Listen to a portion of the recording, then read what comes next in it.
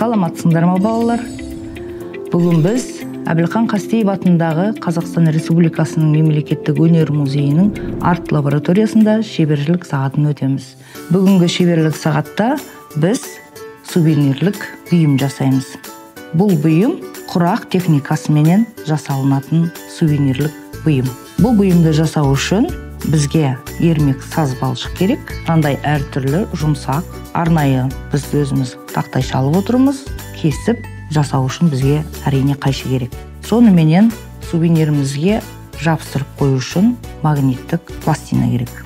Енді құрақ десек, біздің сол қазақ халқымыздың сонау ертеден келе жатқан өнеріміз көз алдымызға елестеді. Сол сияқты құрақ өнері де ежелден келе жатқан өнеріміздің бірі. Егер таныстырып өтетін болсам, бұл жерде құрақтың аты бота көз. Одан кейін ши құрақ дегені бар.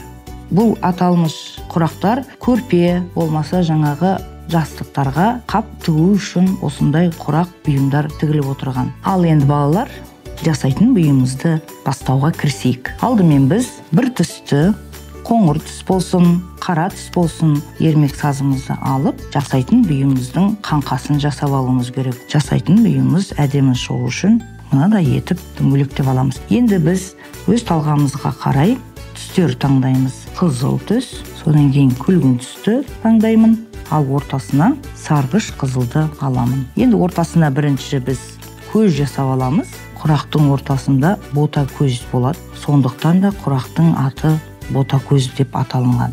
Енді біз бұны ортасын жасап аламыз. Бұны саусағымызбен басып жаямыз. Содан кейін жасап алған құрақтың қаңқасын ортасына жабыстырамыз. Бұл ортадағы тұратын түс. Енді ары қарай жалғастырамыз. Дөңгелектеп аламыз. Мен қызыл түсті алып отырмын. Оны да саусақпенен басып алып, өте жұқа болып кетпеу керек. Содан кейін оны қайшыменен ортасынан кесіп екіге бөлеміз. Қайшымен кескенде де мұқият болу керек. Бұлай жабыстырамыз. Ортадағы сарғыш түстен сәл алыстырақ. Өйткені ортадағы түс көрініп тұру керек. Біз екі жақтама қызыл түсті жабыстырып болдық. Енді күлгін түс.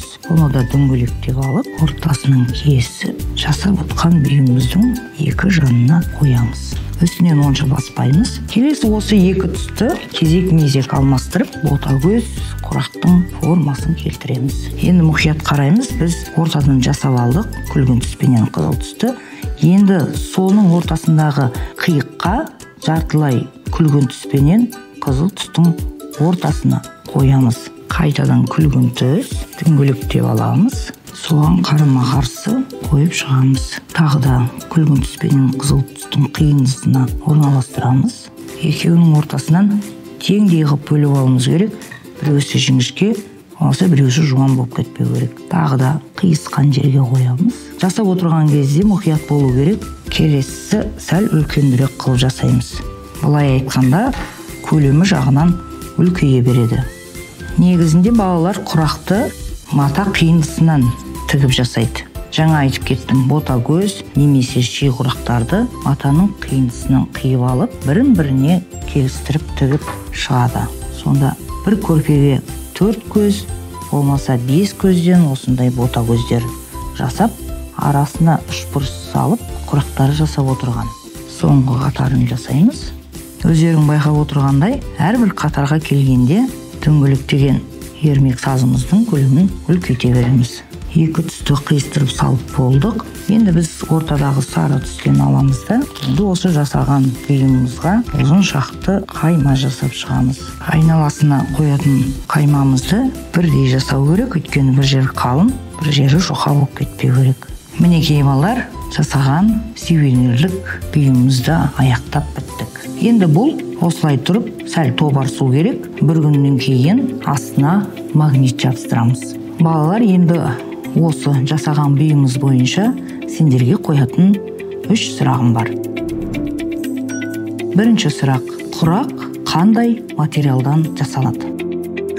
Екінші сұрақ: осы шеберлік сағатта құрақ бұйымымызды қандай материалдармен жасадық? Үшінші сұрақ: біз қандай құрақ түрін жасадық?